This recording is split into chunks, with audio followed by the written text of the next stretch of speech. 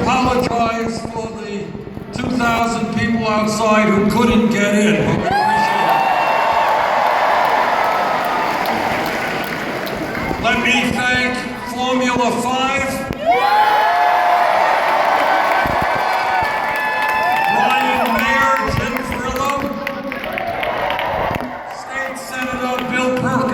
Say a word. I appreciate Bill's support. Just this campaign, not too surprisingly, is not getting a whole lot of support from elected officials. We are taking on the establishment.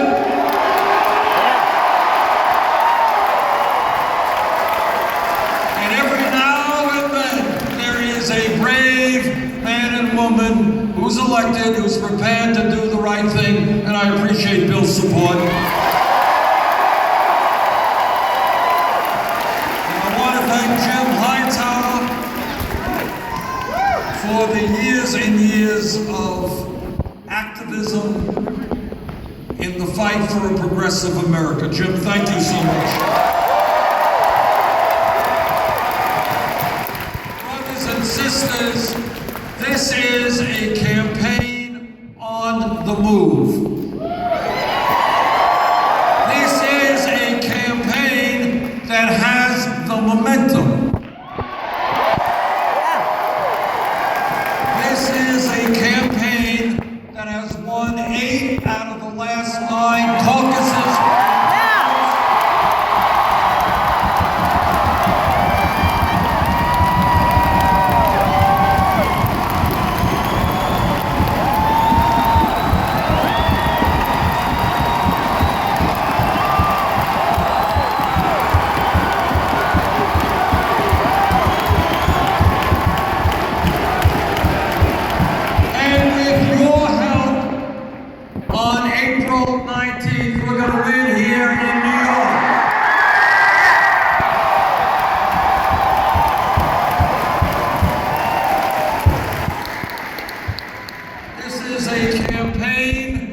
When it began, we were 65, 70 points behind Secretary Clinton in national polls. Last week, 2 polls had us ahead of her.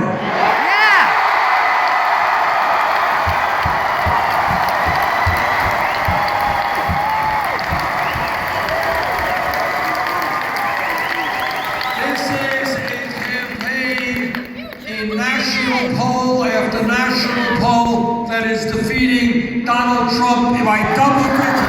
Yeah! No wall.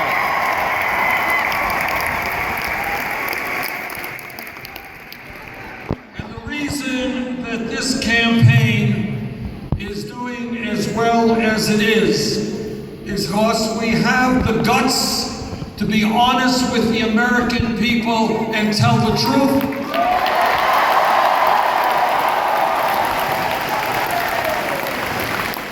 All of you know that whether it is our personal lives or our political life, the truth is not always easy to take, but unless we deal with the reality of America today, we will not have the future we require.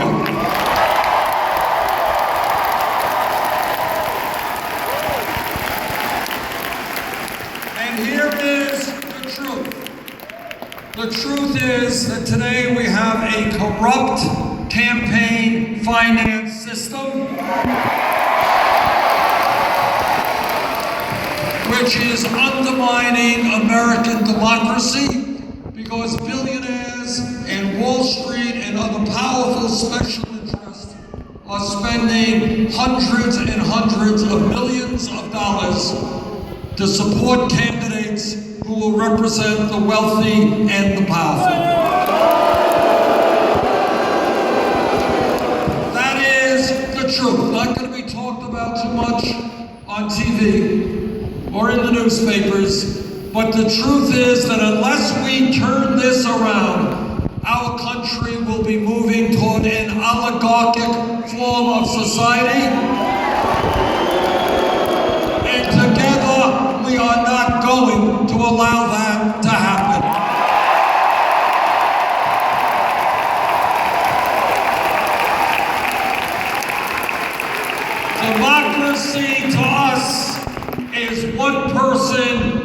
vote, not billionaires buying elections. And democracy is not Republican governors trying to suppress the vote. Our job is to revitalize American democracy, increase the number of people who vote, not decrease the number of people.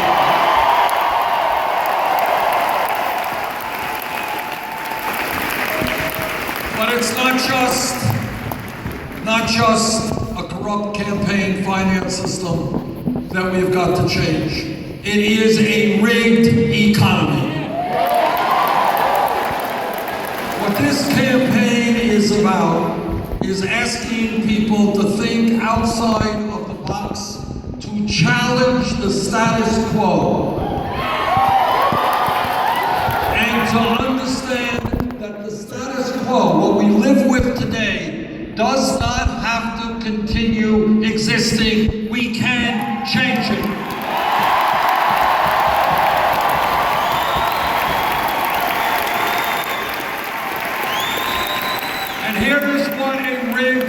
Is about. You're not going to see this on TV too often as well, which is a whole other issue. The role of corporate media in today's society. And the issue there is that you and the American people have got to deal with the real issues. You have got to determine what the issues are, not CNN or ABC. Hell yeah!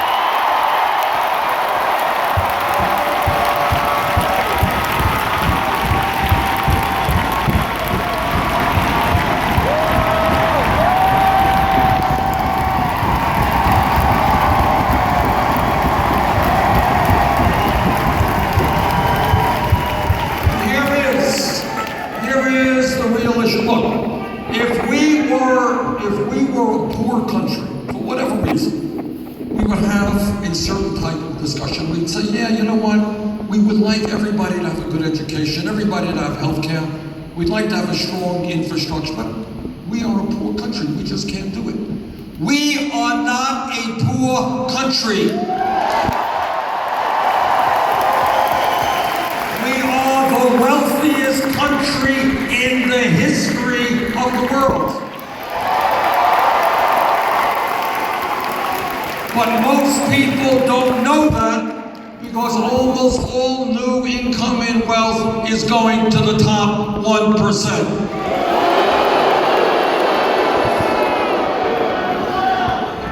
I was just doing an interview a few minutes ago, and somebody asked me, a reporter, how can we afford all these things you're talking about, Senator? Well, I will tell you how. In the last 30 years, there has been a massive transfer of wealth in this country from the middle class to the top 1/10 of 1%. Trillions of dollars. Well, you know what? We're going to get that money back into the middle class.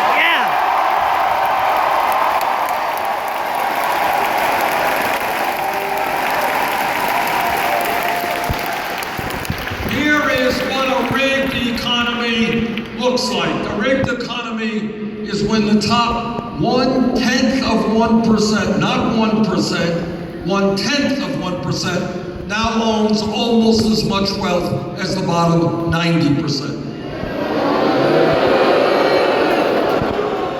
A rigged economy is when the 20 wealthiest people in this country own more wealth than the bottom half of America, 150 million people. A rigged economy is when one family, the Walton family of Walmart, owns more wealth than the bottom 40% of the American people. And let me tell you how a rigged economy works. It's not just inequality of wealth. It is that the Walton family who owns Walmart pays their workers wages that are so low that many of those employees are forced to go on to Medicaid or food stamps. And do you know who pays for for those food stamps and Medicaid? You do. A rigged economy is when the working people of this country subsidize the wealthiest family in America. So I say to the Walton family, get off of welfare, pay your workers a living wage.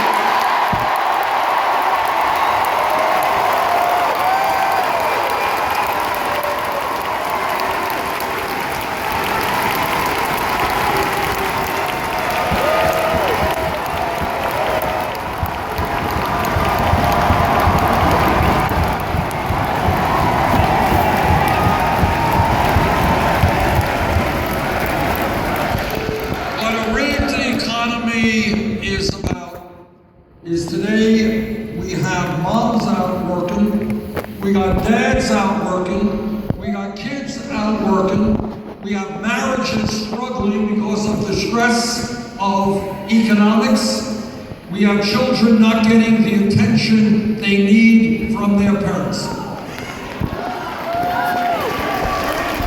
Today, not widely known, but today in America, our people are working the longest hours of any people in the industrialized world. Do you all know that? We work, the Japanese are very hard workers. We work longer hours than do the people in Japan. But at the end of all of that, of people working 50, 60 hours a week, people working 2 or 3 jobs, people working longer hours for lower wages. At the end of all of that, 58% of all new income is going to the top 1%. Now, on Thursday night, I'm going to be on a plane heading to the Vatican.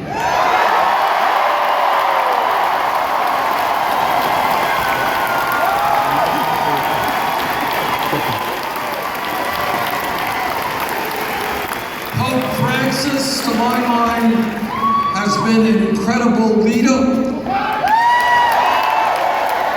in talking about massive levels of income and wealth inequality all over the world, talking about outrageous levels of youth unemployment, of youth poverty, talking about what happens to older people who are isolated and alone and don't have the money they need to live with dignity. And I applaud the Pope for speaking out on those issues.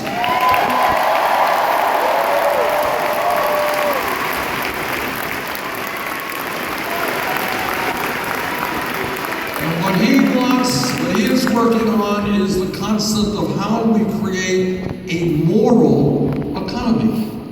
An economy that addresses human needs, not just the greed of the people on top.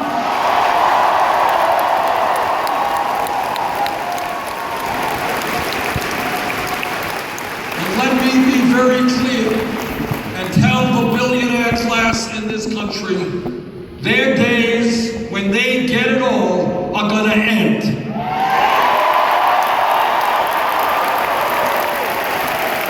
We are going to create an economy that works for all of us, not just the 1%.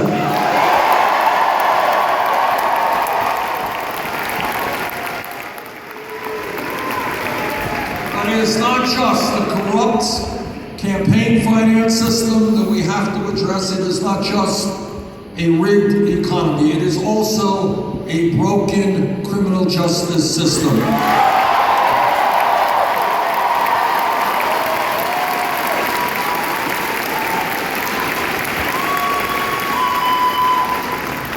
What this campaign is asking the American people is to think outside of the box, think outside of the status quo. And here is an example. I want you all to ask yourselves why the United States today has more people in jail than any other country on earth. Boo!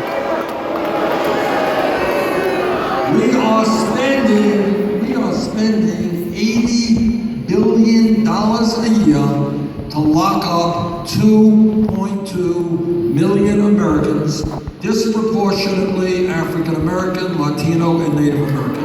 Boo! Boo!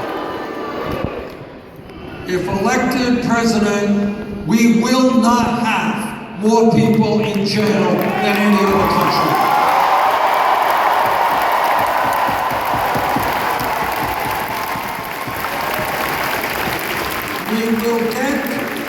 We will get to the root causes of these problems and address them. We will understand together that when you have youth unemployment in this country of white kids between 17 and 20 who graduated high school having 33% unemployment rates or underemployment rates, Latino kids 36%, African American kids 51%. We're going to be investing in our young people in education and jobs.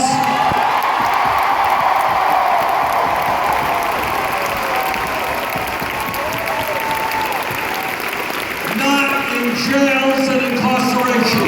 Yeah!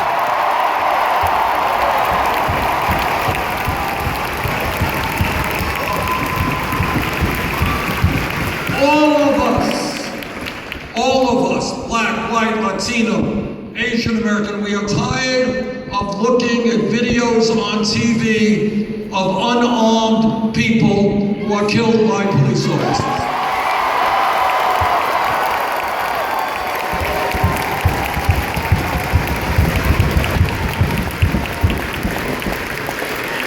We have got to put an end to that. I do not want people of color walking the streets fearful about what may happen to them. This is America. We can do better than that. And what? Let me just say this. I am the former mayor of the beautiful city of Burlington, Vermont.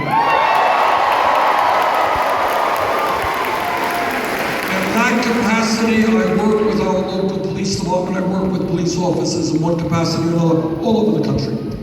The vast majority of police officers are honest, hardworking people who have a very difficult job. But let us be very clear. When a police officer, like any other public official, breaks the law, that officer must be held accountable.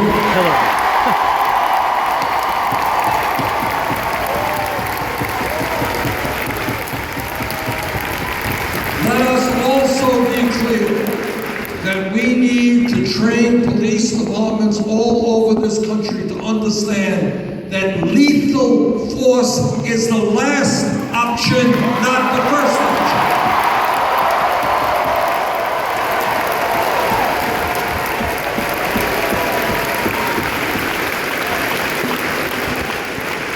We need to demilitarize local police departments. We need to make police departments reflect the diversity of the communities they serve. We need to end corporate ownership of prisons and detention centers.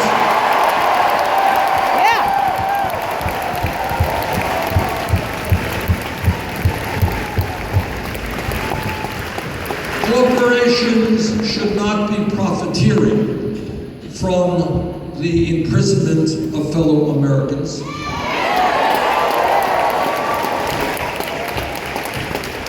We need to end the so-called war on drugs, which has been a failure.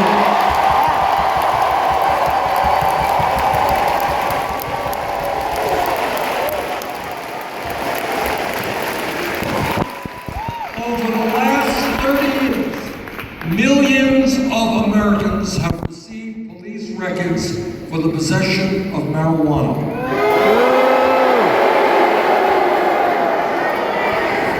And when you're a kid and you get a police record that does impact your ability to go out and get a job. And this is a racial issue because it turns out that the black community and the white community do marijuana at about equal levels. But blacks are 4 times more likely to be arrested than whites.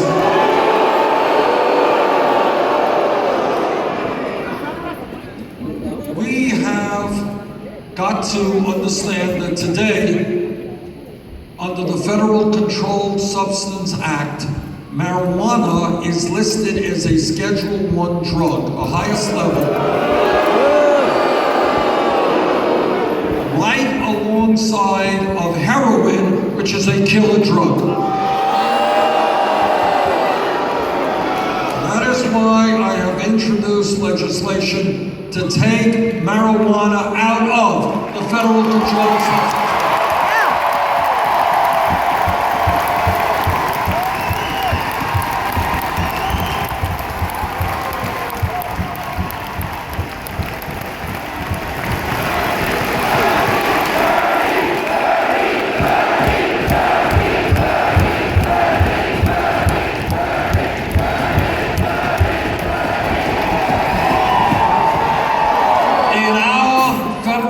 Form of government, it is states who determine or make the decision whether or not marijuana is legal or not. But in my view, it should not be a federal crime.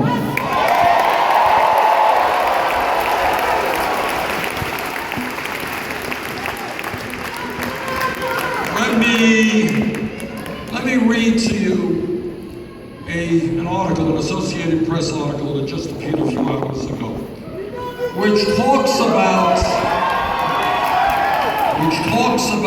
the corruption of our economic system today. This is what it says. The Justice Department on Monday announced a $5 billion settlement with Goldman Sachs over the sale of mortgage-backed securities leading up to the 2008 financial crisis. The deal resolves state and federal pros into the sale of shoddy mortgages. They use the word shoddy. The real word is illegal.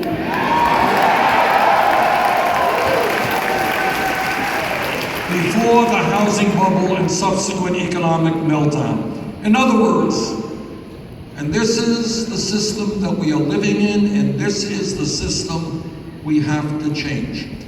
Goldman Sachs is one of the major financial institutions in our country. What they have just acknowledged to the whole world is that their system, what they do on Wall Street, is based on fraud. They are a fraudulent organization.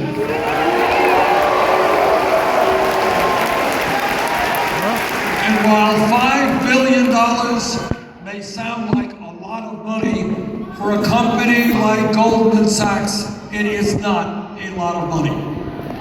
But it is not only the financial institutions, and Goldman Sachs is not unique.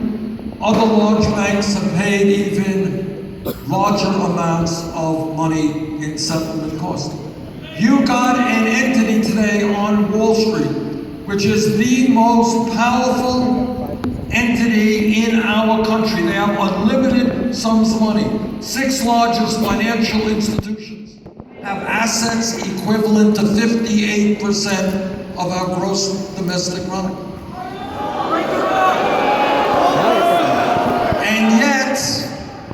And yet, this powerful entity, the most powerful group of institutions in our country, is engaged in fraudulent activity on a very large scale.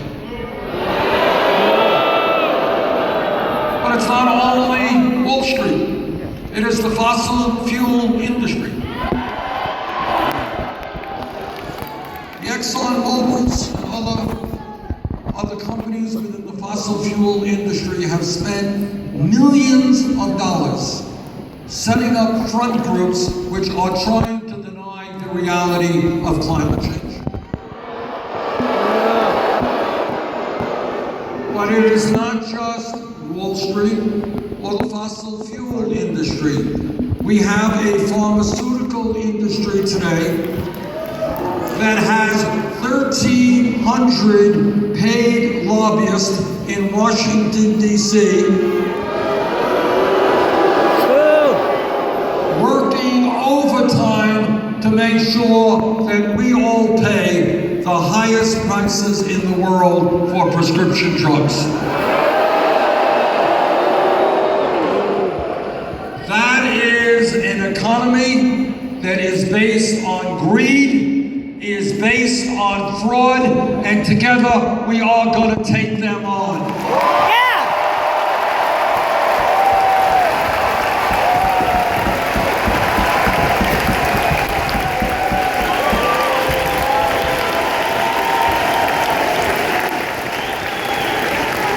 Let me take a few minutes to talk about some of the very significant differences that Secretary Clinton and I have on major issues. I think you can tell a whole lot about a candidate by the way he or she raises the money that they need in order to run a campaign.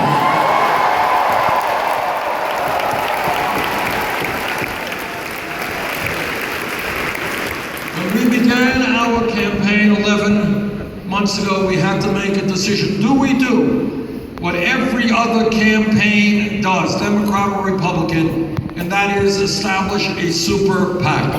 No. That is exactly what we concluded.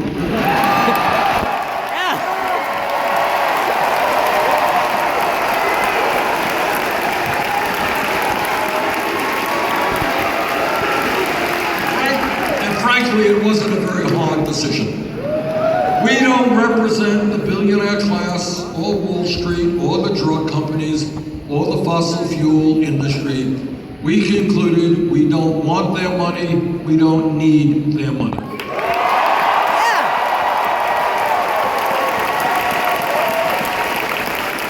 But what we did is something unprecedented in American history. We said to the billionaires and the special interests, you can keep your money. We're going to go out to the American people.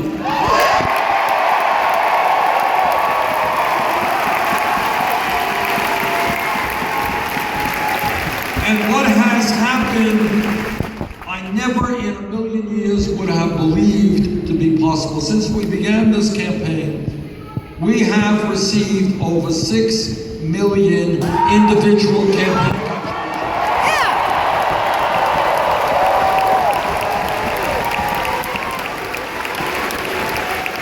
That is more campaign contributions than any candidate in the history of our country at this point in the campaign.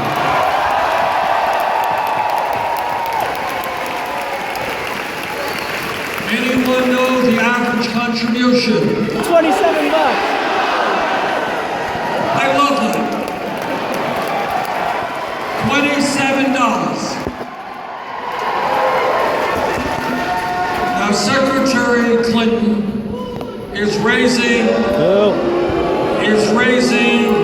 her campaign funds in a very different way. She has established a number of super PACs. Our largest super PAC recently reported that it had raised $25 million from special interest organizations, including $15 million from Wall Street. In addition to that, as you may know, Secretary Clinton has given a number of speeches behind closed doors on Wall Street for $250,000 a speech. Not a bad day's work. Now, I kind of think that if you're going to get $250,000 for one speech, and by the way, she gave 3 speeches before Goldman Sachs, if you're going to get $250,000 a speech, it must be a brilliant, earth-shattering speech.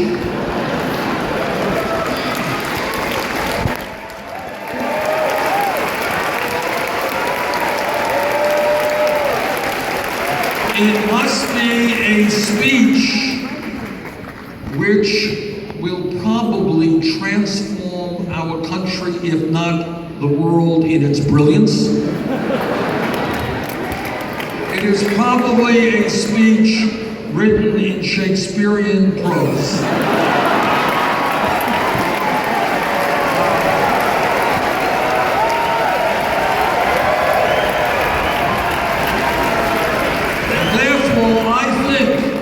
If this speech is as brilliant and perceptive and earth-shattering as it must be, for $250,000, the secretary should release the transcripts. Yeah!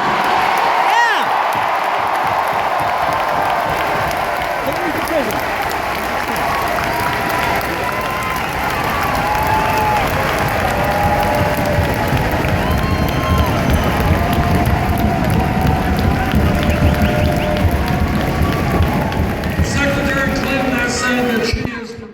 Release the transcripts if everybody else does the same. Well, I am prepared to announce here in Albany, I will release all of my transcripts.